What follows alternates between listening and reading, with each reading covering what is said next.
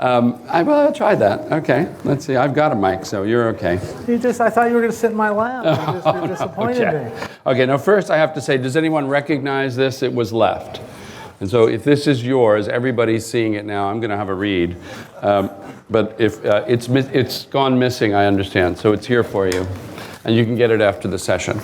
Okay, I would like to actually encourage you to think of questions, and we're going to get you to take them. But what I'd like to do is actually just ask everybody, since Jeff's got that. You've heard a lot today, and Jeff really, I think, covered a lot in that presentation. What stood out for you in terms of your takeaway for today? I think I would like to know. And so, Roger, you were through most of the sessions. You heard a lot. Was there something in particular that was a great takeaway for you? Well, I think that having been to 2 conferences this week, what I would say is the caliber of people you've had here has been outstanding. Well, thank you for saying that. Thank you. Thanks. And thank you all of the speakers who run the panel sessions as well. I think I'm not necessarily answering this question. No, that wasn't, but you're stalling for time, but I know. The engagement from the audience, too, has been great. I think the themes that have been recurring are the stuff that, the Internet of Things comes up again and again, mobiles comes up again and again, data, connectivity, all these themes that are converging right now. Right. Rob, you're starting out your arc in the Internet of Things. Well, starting out the arc at Helium, I've been doing it for a little bit. But I think for me, the thing that I liked today is there was a blend of ideas and also practical information about, one of the things that some conferences have is they don't have the lessons. And we heard a lot of really good things from Xiaomi, from other places, from the Airbnb folks. A lot of really good, I think, data points for people that are thinking about starting businesses about what you can think about disrupting, whether it be a technology initiative or a market initiative, and how to maybe think about new ways to take your ideas. That was what I got away. KK? So my biggest takeaway today is, I'm super impressed by, the amount of people that has, come to me personally, off the sessions, and that just, tell me how much entrepreneurship we actually have accumulated in this audience. I used to think that the entrepreneurship in Hong Kong is not nowhere as intensive as we see elsewhere. But today this has totally changed my opinion. I just see that people are so eager to try out new things. I've gained maybe 100 business cards, each of which tell me they have some mobile apps that would like me to try after I go home. So I would have a very busy week after this. Super impressed by that. Well, if there's anybody here I'd want to meet, it's you. First, I just hogged the stage, so I should be a little more quiet. But I was really impressed with Dave's comment about how optimistic he is. And I think the most interesting thing, truly, without sounding Pollyannish, the best is yet to come. Whether it's the driverless cars I talked about, or all the things we know are coming, and how we have just scratched the surface. And what it will be like when 6 billion people on the planet have this technology, and the things we'll do with it. And hopefully they'll all be your phones. So, in a way, we touched on innovation a bit. We talked about digital business models or changing business models. We talked about being disruptive. You've all talked about it. What is it about innovation that is different in the 21st century? We live in this accelerated, rate of change. Singularity University calls it exponential. Activity is happening now in every sector. So you're all innovating. Many of you may be innovating. What are the challenges innovators face now? Are they different? When I launched my first business, as I mentioned this morning, back in the 80s, it was really different. It was slower. It was very linear. You did one thing, then you did the next, then you did the next. It's 100 times faster today and much cheaper. And I think it's such an incomparably different environment. You can't even compare last century and this century. All those things we talked about today make it so fast and, frankly, so easy to fail fast and pick something else. So the challenges are there, sure, but you'll find out if you've got it wrong a lot faster. I don't know. I mean, I was just actually reflecting on one of the things that we've been thinking about a lot, and is how you go into markets now, because of the accelerated pace, and which is enabled by just so much infrastructure around. I mean, the fact that, for example, Amazon decided to make a business about providing the systems that it used to run its business to other people as a business itself gave new entrepreneurs such a leg up, so that when you want to think about scale, you don't have to build your own data center out. Then, Google will sit there and they'll say, well, we used to use this thing and it turned into Hadoop, and everybody thought Hadoop was really interesting. And at their last conference, they talked about, but this is how we're really doing big data, and now we're making it available to you. And it's actually a different way of doing data analytics. So we've got all these pieces, but at the same time, you've still. They right now really enable a certain class of applications, which are these. We're going to build out an internet-based service that's all virtual, that's all based on software.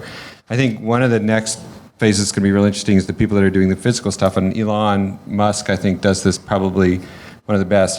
Just as a case study, because I know people from both companies. If you look at where a lot of stuff is going with Tesla, Tesla's actually not a car company; it's an energy company, right? It's really about managing energy, and a lot of what they're investing in with battery technology and other things are there to build a platform for a different way of distributing energy than the classic electric power grid. Well, there was a company that was going to do that started about 5 years ago and raised about $1 billion called Better Place. Only they started out by building this platform that was very capital intensive and saying the platform has to work, and they tried to convince all the automakers to come in. Whereas Elon said, I'm going to build a car, and I'm going to show people what it can be like if you manage energy this way, and then I'm going to turn it into a platform. So I think we're going to start to, I would say that's taking the design principles of how you build software systems in a lot of applications and applying that to physical goods and services. That, I think, is going to be interesting to watch. KK, do you want to take a shot at that? Sure. So in the last 2 years, one thing I noticed is the sense of paranoia or the sense of urgency, from all companies has, increased tremendously. Nobody, can sit still, anymore. Even the internet companies themselves, okay? The internet company used to be, the one that, disrupt the traditional business. But I can tell you, if you are, leading an internet company, you're the one that actually are the most paranoid, because you have seen how you have disrupted, other, traditional companies. I think the internet, the disruption that come with the whole internet thing, is just unimaginable. There's one, as I was preparing my keynote, I wanted so much to say one word, but one phrase, but I just couldn't translate that myself. Okay, so given this, audience, brilliant audience, for anyone that can translate this, nicely, I'm willing to give out a Mi Band, okay, as a gift. 羊毛出在豬身上，狗你埋單。Herman, you want to take a try? 羊毛出在豬身上，狗來埋單。So, anyone wanted to give this a shot? This is real-time crowdsourcing now. Yeah. Yeah. Anybody? Yes, there you go. Wool comes from a pig, but the dog pays for it. Yeah. Wool comes from a pig, but the dog pays for it. Okay.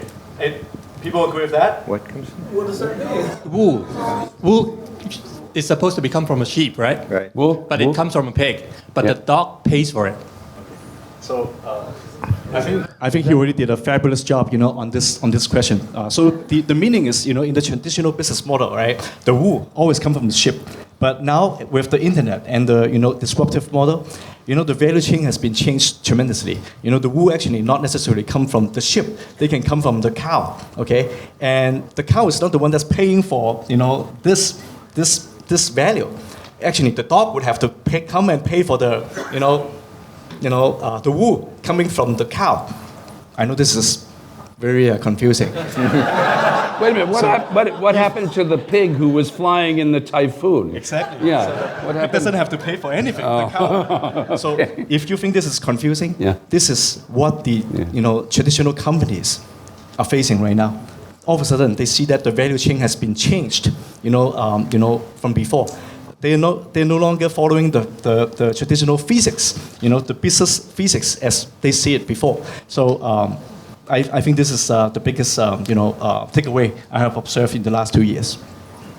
The innovator's dilemma. You want to comment on innovation? I think one of the dilemmas is in the past you would develop products or services and then you'd heavily market it to explain to people what they are. And now people are watching everything you do with your phones. Apple, we never saw where a press conference for the release of a technology was a sold-out event covered on every television station, where every television station around the world goes to the Consumer Electronics Show to see what's new. And that's not always been easy. Apple has been held to this impossible standard of not coming out with great products with incremental improvements, but people are disappointed if there aren't game changers. And they've had 3 game changers, and name anybody who's had 3 between the iPod, the iPhone, and the iPad, and maybe the watch, although I told you what I think. But when they come out with the iPhone 7 and it's got a slightly better screen and it's a little thinner, people are hugely disappointed. So I think we've never had the world watch everything that's being done this kind of way. Very interesting. But do you actually think we're not doing marketing, or do you just think we're doing marketing differently, is what I think is going on, right? Well, we would market to people who knew nothing about our products when we developed them, and we would explain. Now we market knowing they know our product. Matter of fact, the main thing Apple does in their marketing for the watch is, other than showing you cool pictures, it just says it's available April 24th. And so it's a different kind of marketing. But it doesn't have to explain. When's Helium going to be available? Apple's not trying to convince you need the watch. They think you're going to do that yourself. You don't have to convince people they need the phone. Yeah, I get, at least from my standpoint, it seems like what we get to the point is where it's brands and big brands going up. They still do the kind of classic spend on marketing, just like you were talking about. You do it differently with your channel. But we're still doing marketing. We're just doing it differently. At least that's what it looks and feels like. Well, there's no question. Apple spent why else would I have to do $32 SEO billion marketing the watch, but it's a different kind. Well, Apple's marketing their brand at this point, right? And not the product anymore. That's what I'm arguing. Right? They're more like a movie star than they are like a technical company. But I think 30 years ago they would have had to tell you what the watch is and why you want it, and I don't think they're doing that in their marketing. Questions from the audience? Let's open it up to... There's microphones. I'm not sure where they are at the moment, but if you raise your hand, you'll get one. Not to take home with you, though. Can I ask, we'd save time. We get him a mic? Instead of all of us answering every question, if you asked us... Maybe if you direct it to 1 or 2 people rather than we just go around. You have a mic? No? You get this gentleman a mic over here? Okay, thank you. And there's another question. Is there another question? Let's get another question identified.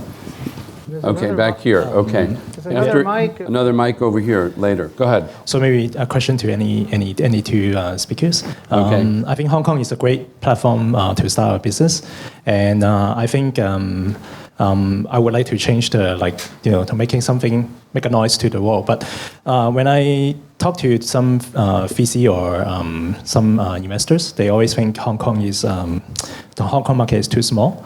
Would you advise us on rather you will launch something in Hong Kong, or you will be launching something globally have the global mindset at first? So let me take that. I get that question a lot. So my answer would be, for any new software or new hardware that you wanted to, new product that you wanted to try out in the market, you always, start, from a small audience. Okay, I'm not talking about Hong Kong or China or Taiwan. I'm not even talking about that. I'm just saying, if you wanted to build a startup and you wanted to test out the concept of a product, okay, new product, it is always better to try to launch that with a small audience, and then based on that you can actually gain a lot of knowledge whether you're on the right track or not. So. Take Xiaomi, okay? So although we, didn't launch the phones, always, first in the Hong Kong market, right? Ahead of the China market, but we always see the Hong Kong market to be a market that is filled with, phone enthusiasts, hobbyists, people that's actually very, very, I don't want to use the keyword picky, but demanding, on the phones or any of the gadget or any of the product that, they try their hand on. They are very, critical whether something is good or not. So we always use this market to judge whether we have actually met their expectation or not. Okay, so actually you can turn the fact that the Hong Kong population is actually not the biggest one into your advantage by launching it here first. If people here like it, the chance for the rest of the world to like it is actually pretty high, I would say. Yeah, that's my 2 cents. You have another question? You want to comment? Is it that Hong Kong's so small, or is it that it sits at the doorstep of China that makes it seem small? Because it's not really that small. Well, I think there's another element to this. It depends whether you're setting up as a Hong Kong business or whether you're a foreign company. There are still many, many foreign companies that find China, the mainland, daunting. Hong Kong's very familiar. It's got a rule of law that people understand. It's a great place to set up and then export what you've built into the mainland. I think as a foreign perspective, that's pretty important. Do you have a microphone? Great. Right. My question is, it's for all speakers. It was a great speech by Dr. Koh, and that actually inspired me to think of one question. So whether those guys, the successful guys, is really success by random or they're really genius? I tried to sort of touch on that. I think there's a lot more genius than there is randomness in that. Well, although there's been a lot of geniuses with ideas that haven't gone anywhere, but I think when you look at some of the companies I talked about, some of the ones we're looking at, and I don't think Xiaomi got lucky. I think it's sort of, I never believed there was luck. I always thought the best definition of luck is preparation meeting opportunity. And I suspect you guys were fully prepared and then maybe got a little bit of lucky on timing. So I think it's mostly genius is my take. Another question here. Yes, hi. Hello? Yeah. Hi, my name is David. I am a filmmaker. And I was very interested in Dr. Cole's topic about he was in television because I'm studying how to disrupt the creative industries and try to find out how I can build a business around this. But I do have a question. Recently I worked on a documentary called The Digital Tragedy. And I think it's a very important topic. I don't want to be sounding be a downer or anything like that, but Xiaomi is a device maker, and the Internet of Things predicts of more electronics in many, many things all around the world. And cities like Guiyu, for example, in China, are dumps for all our electronic gadgets. And I would like to know how all these thinkers and people, leaders of the digital entrepreneurship are dealing with CSR and the environment and all these questions. I think we should think about this. Could you describe in 2 sentences what the digital tragedy is? It's a documentary. What's the tragedy? Well, it's how we deal with all our devices and the recycling. Yes. Yeah. So the impact of all these things. Yeah. I think there's a lot more attention being paid than ever before, actually, to be sustainable is one of the words used. And so I mean, you're not really in that kind of a business, but Rob, you sort of miniaturizing the impact, right. But I mean, it affects. You somewhat. But who wants to comment about it, really? I mean, it is an issue. I can just say that most people think of digital as completely green. Yeah. And we have learned that digital is not green at all. One of the biggest polluters on Earth is Amazon and Google with their server farms and all the phones that get put in landfill with poisonous chemicals. All the televisions. It is a real problem. If there's a ray of hope. Well, there's a business opportunity, is what I hear. There's a business opportunity, but if there is a ray of hope, it's that people are starting to share larger items. Yeah. The fact that you share a car, the fact that I haven't owned a car for 4 years is cool. That I ride to work in someone else's every day doesn't mean my carbon footprint's any lower, but it's one fewer car that needs to be wrecked at the end of the life cycle. Yeah, I don't think there's an answer to, the question per se. There's a way to address it, differently and better in the future. Do we have another question? Okay, well, can we get these gentlemen up and this woman a mic? And then I have a question that I want to interject that I thought of. Where are we going first? Who's got the mic first? Here, and then you're next. You're next, okay. First here. Here. Please. Hi, my name's Simon. I've got a question about video. Jeff spoke very eloquently about the state of the first screen. Until then, nobody had mentioned video on the stage since early this morning.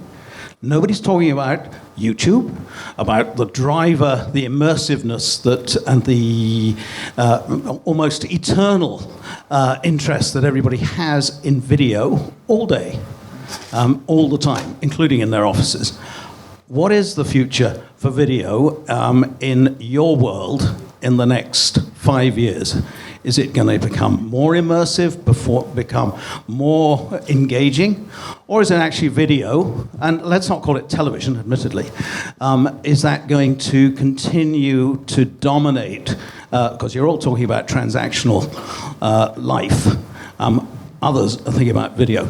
Tell us some ideas. Okay.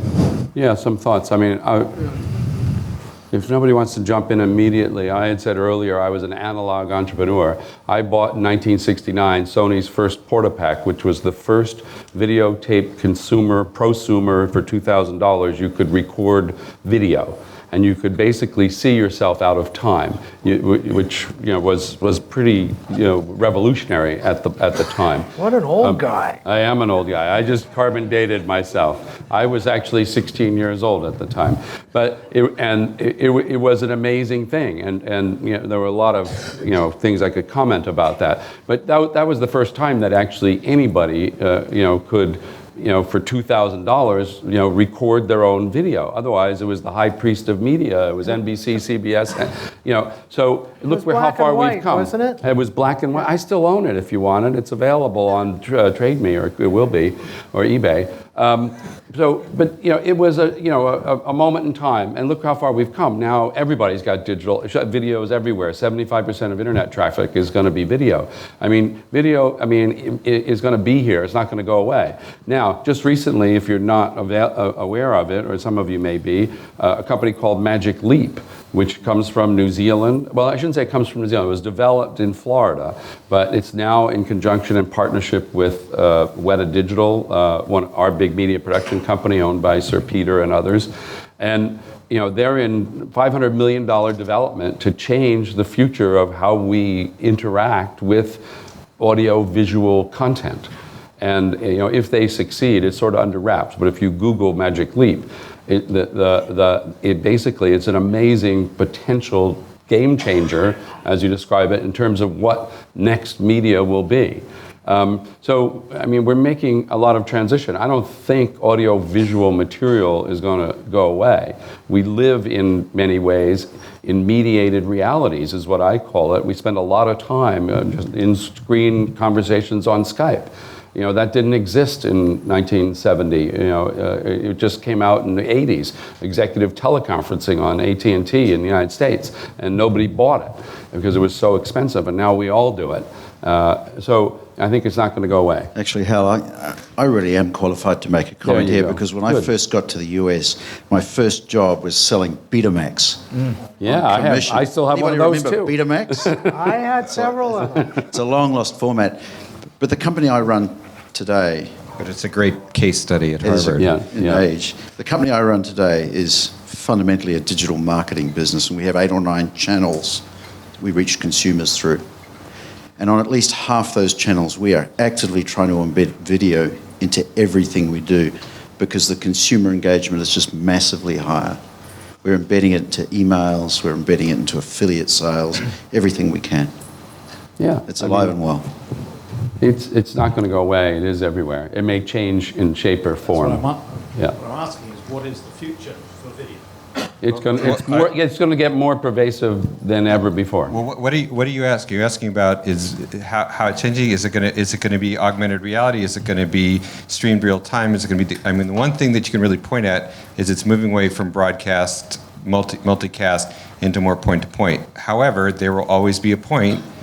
And okay, so my since we've all gone through why we can talk about this, I did MediaFlow at Qualcomm, which was a mobile television broadcast network, which the biggest claim to success was I did all the technical work on it, but the biggest thing was the spectrum I bought for that business got sold for a big profit to AT&T when it failed. And it failed because at the time we couldn't get the content people to think about also doing nonlinear content and managing that onto a scarce resource. So you've got video has been to a point where we're progressing. Always what we're trying to do with the video is sort of outstripping what we can do with the bandwidth we have, but yet new things are popping up. I don't think anybody out here was doing Periscope or Meerkat with the sessions, right. But if this had been, was somebody doing it? Awesome, right? I mean, the first time I tried Meerkat, when it was really popular the first 2 weeks, 10 seconds after I started streaming, one of my investors was watching, which freaked me out. Yeah. And so, things are changing, both on the content side, the style of the content, but one thing's evident, it's not just going to be bound by broadcasting. It is a very interesting question. Does everybody know what Meerkat is or Periscope? You should explain. Who wants to explain? It's basically being able to stream video live of yourself to your Twitter audience or to your social media audience. It was premiered at South by Southwest, I think, just a couple of months ago. It is pretty amazing. So you basically can say, mediated reality. Here's what I'm doing today, and have some, follow you around. It's like Twitter for video. It's Twitter for video. So it is an interesting sort of. What is it? Point to point, peer. It's point to multi-point. Point to multi-point. Excuse me. Point to multi-point. That's why it's like Twitter. It's point to multi-point, sort of personal broadcasting. Right. Personal broadcasting. That's a good term for it. So I think it's just getting more and more diverse in different ways, and we're getting a chance to use it. Your question. Hi, I'm Ove from Event Extra, and I just recently moved here from the West Coast, so 2 weeks ago, and I couldn't help myself because there were no females asking questions. So I just wanted to ask you guys. Do you own a garage? No. Oh, okay. Okay. I just curious. We've been talking about predictions of the future and what is going to be coming by in the next 10, 15 years or so. But I feel like we've been talking about from the West Coast, what would be West Coast perspective. So I'm just kind of curious to know what the predictions would be from the APAC side, or if those same predictions would also be applied on the APAC. I think we have a pretty diverse, Roger's from Singapore, but originally grew up in New Zealand. Rob's from West Coast. Yeah, but you're from Beijing and Hong Kong. So I think there's been... So would all of those things apply over here? What do you think? Sure. At the high level, I think the customer demand is pretty universal, in my opinion. Okay, but I do see that things might. So in the China market, there's this interesting characteristic, which is the industry has been very hot on the concept of smart home, but the customer reception has been slower than expected. Or at least, the keyword of smart home has been, going on for I don't know how many years, maybe at least 30 years, since 20 years, since Bill Gates had his own, smart home, right? But I do see that, in the China market, this concept of smart home is actually, materializing in a way that we have never expected before. Before, we always thought that, hey, maybe we need to actually, ship something in a package form, okay? Either you actually buy this smart home, whole set, or you don't have a smart home. But things are actually happening, one at a time, okay, in the China market. So one example would be, going back to, I was going to comment on the video side, okay? So, the drop cam-like, product is actually, taking up, fairly fast. in the China market. Not for the same reason that it has taken form in the US before. In the US, it was mainly used for surveillance or coffee, public viewing, garage, viewing. But in China, actually, people are actually using it for more social, reason. For example, to watch the kids, to pay attention to the old people, to look after their pets, right? So that might very well be the first digital device that would go into people's home. Okay. After that, maybe you would actually get people to be familiar with the whole smart home idea. Then they would buy things one at a time. Okay, so I don't know if this is representative, but I think this actually has a very high chance of popularizing, because unlike in the other industry, other country where we usually expect that the smart home concept will come from the premium market down, okay, but in the China market we might actually be seeing that coming from the mainstream and then widespread. So just an observation. And I would just add, we do our work in 46 countries, and I could talk about the uniqueness of China or the uniqueness of Latin America, but digitally the similarities far outweigh the differences globally. There are very few significant differences.